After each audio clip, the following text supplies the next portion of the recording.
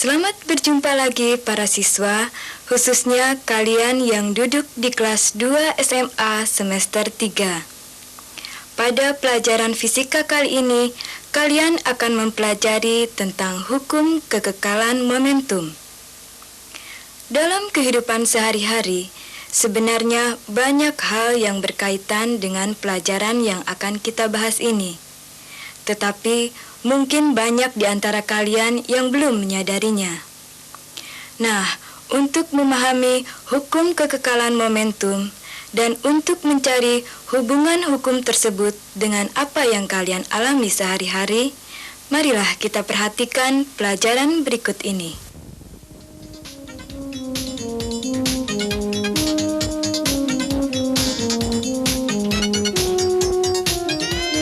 Setiap benda yang bergerak mempunyai momentum. Momentum merupakan derajat kesulitan untuk menghentikan gerakan suatu benda, yang besarnya sama dengan hasil kali massa dengan kecepatannya. Bola ini mempunyai massa m. Pada saat bola tersebut bergerak, dikatakan bola itu mempunyai momentum sebesar P sama dengan M kali V. P dan V merupakan besaran vektor. Karena satuan untuk massa adalah kilogram dan satuan kecepatan meter per detik, maka satuan untuk momentum adalah kilogram meter per detik. Untuk lebih jelasnya, mari kita terapkan dalam sebuah contoh soal. Misalkan sebuah bola mempunyai massa sebesar 0,5 kg. Setelah disodok, bola bergerak dengan kecepatan 2 meter per detik. Momentum pada saat bola bergerak dapat kita hitung. Diketahui massa bola 0,5 kg. Bergerak dengan kecepatan 2 meter per detik. Momentum sama dengan massa kali kecepatan, didapat momentum bola saat bergerak itu, yaitu 0,5 kg dikalikan 2 meter per detik, sama dengan 1 kg meter per detik. Sekarang jelas, momentum ada pada setiap benda yang bergerak dan mempunyai massa. Atau dengan kata lain, momentum merupakan derajat kesulitan untuk menghentikan gerakan suatu benda yang besarnya sama dengan hasil kali massa dengan kecepatannya. Atau dapat ditulis P sama dengan M kali V. Dalam kehidupan sehari-hari, perubahan momentum biasanya disebabkan oleh adanya impuls. Apakah yang dimaksud dengan impuls? Coba perhatikan.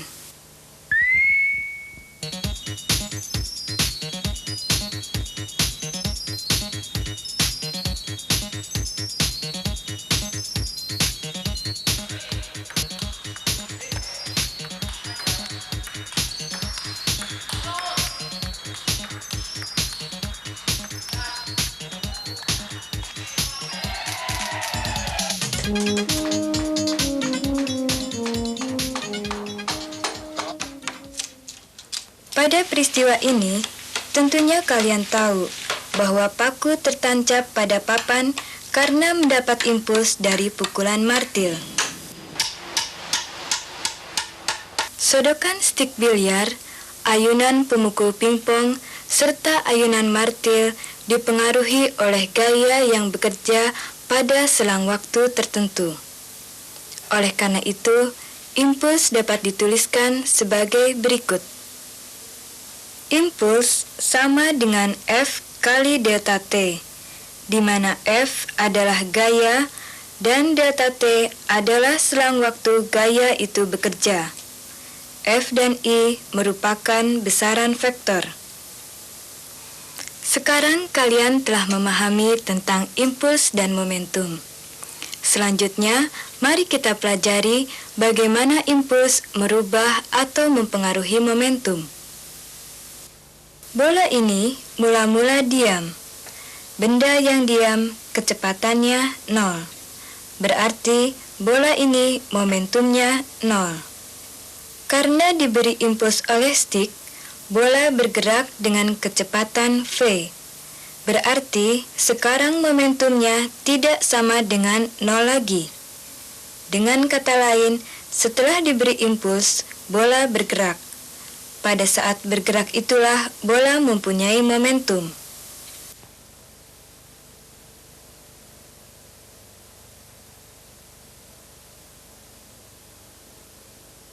Para siswa, kalau tadi impuls merubah benda yang diam menjadi bergerak, sekarang kita lihat bagaimana impuls merubah benda yang sedang bergerak.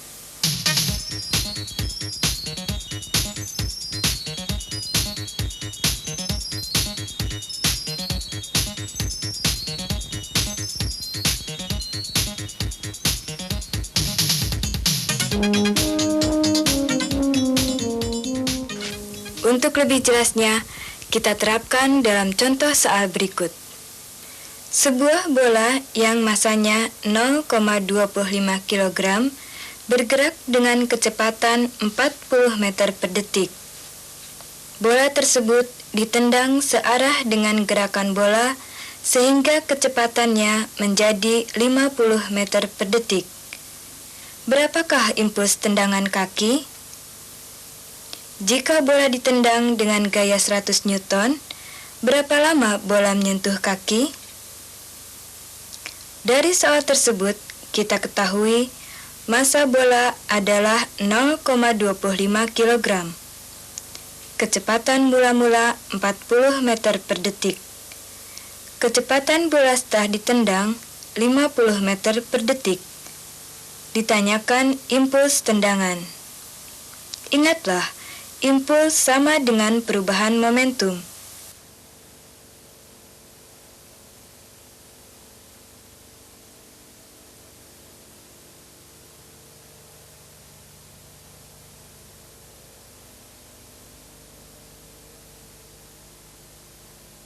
Setelah impuls kita dapatkan, sekarang kita bahas pertanyaan yang kedua, yaitu, berapa lamakah kaki menyentuh bola?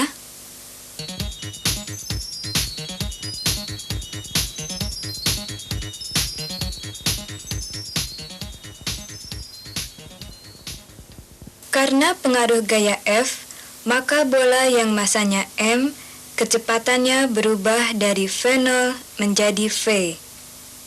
Atau dapat ditulis, delta V sama dengan V kurangi V0, sama dengan A kali delta T. Di mana V adalah kecepatan setelah bola ditendang, V0 kecepatan mula-mula, A percepatan rata-rata bola, delta T selang waktu, delta V perubahan kecepatan. Menurut hukum Newton 2, percepatan adalah gaya berbanding massa.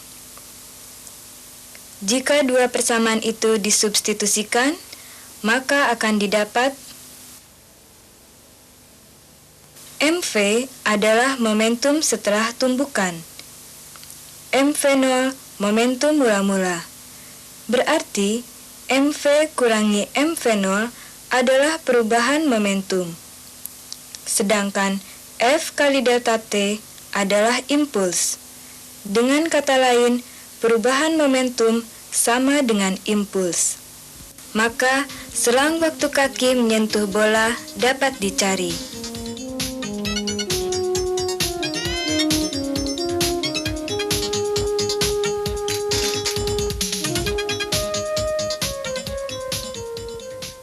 Para siswa, setelah kita ketahui tentang impuls dan momentum, marilah kita lanjutkan bahasan kita pada kasus-kasus tumbukan.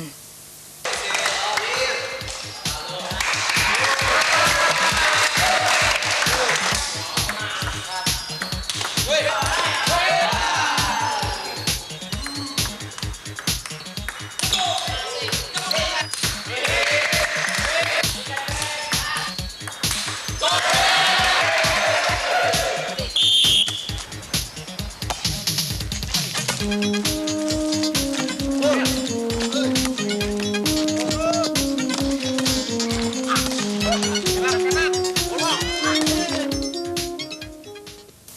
bola menumbuk bola lain yang sedang diam. Akibatnya, bola pertama berhenti atau kecepatannya berkurang, sedang bola yang tertumbuk lalu bergerak.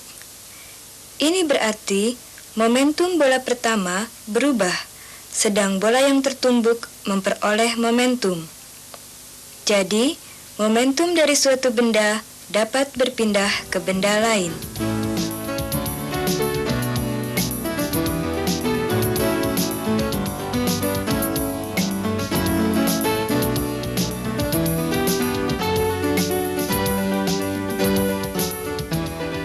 Para siswa, jumlah momentum sebelum dan sesudah tumbukan adalah sama.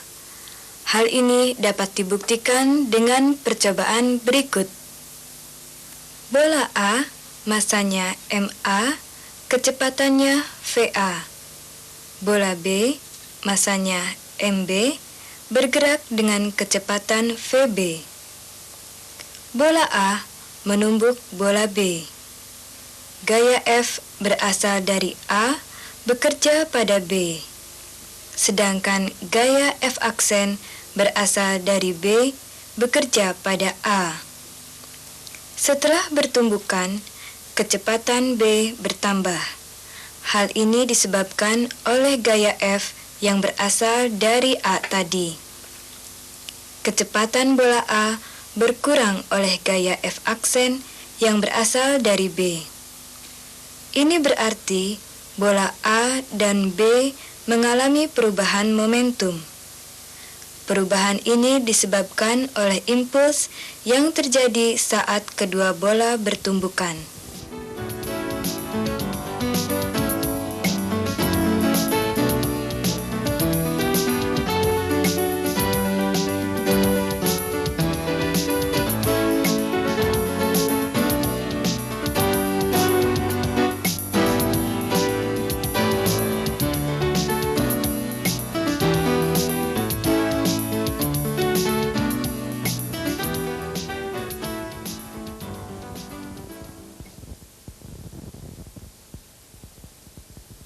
Kedua gaya yang bekerja pada saat kedua bola bertumbukan merupakan pasangan gaya aksi dan reaksi. Kedua gaya tersebut sama besarnya, tetapi arahnya berlawanan. Sesaat sebelum bertumbukan, momentum bola A adalah MA kali VA. Momentum bola B adalah MB kali VB. Sesaat setelah kedua bola bertumbukan, momentum A menjadi MA kali VA aksen. Momentum B menjadi MB kali VB aksen. Perubahan momentum bola A adalah MA kali VA aksen dikurangi MA kali VA. Perubahan momentum bola B adalah MB kali VB aksen dikurangi MB kali VB. Karena aksi sama dengan reaksi, jika kedua ruas kita kalikan dengan selang waktu tumbukan, maka akan kita dapatkan F kali delta T sama dengan negatif F aksen kali delta T, atau impuls B sama dengan negatif impuls A. Maka dapat ditulis MA kali VA tambah MB kali VB sama dengan MA kali VA aksen ditambah MB kali VB aksen. Dari persamaan yang kita dapatkan, maka ternyata jumlah momentum sesaat sebelum tumbukan sama dengan jumlah momentum sesaat sesudah tumbukan. Nah, kalau kalian sudah memahami hukum kekekalan momentum, ada soal-soal menarik untuk dipecahkan.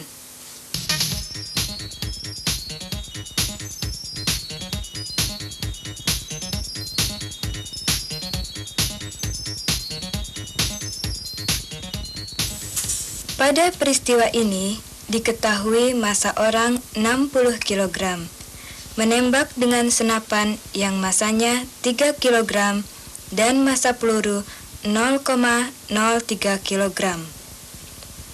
Kecepatan peluru saat keluar dari laras senapan adalah 350 meter per detik. Maka kecepatan bahu dan senapan dapat kita hitung. Dari soal tadi, dapat kita tuliskan data-datanya sebagai berikut. Massa orang adalah 60 kg, massa senapan adalah 3 kg, sedang massa peluru 0,03 kg. Kecepatan peluru melesat 350 meter per detik. Ingatlah, hukum kekekalan sesaat momentum. Dalam peristiwa ini, momentum sesaat sebelum tembakan sama dengan momentum sesaat setelah tembakan. Kecepatan orang maupun senapan sebelum penembakan 0, karena diam. Maka momentum sebelum tembakan juga 0. Sehingga hukum kekekalan momentumnya ditulis 0 sama dengan momentum peluru ditambah momentum orang dan senapan. Untuk kalian yang ingin berlatih, ada sebuah soal yang cukup menarik. Kalian bisa mengerjakannya bersama-sama, kemudian mintalah gurumu untuk mengoreksinya.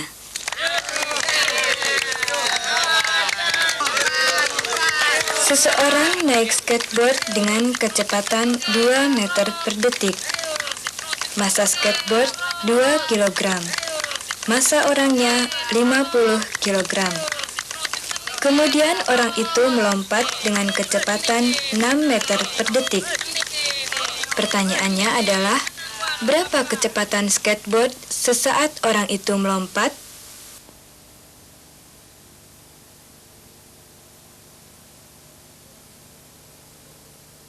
Nah, para siswa, itulah pelajaran kita kali ini. Semoga kalian memahami dan berlatih lebih rajin lagi. Sampai di sini jumpa kita. Selamat belajar.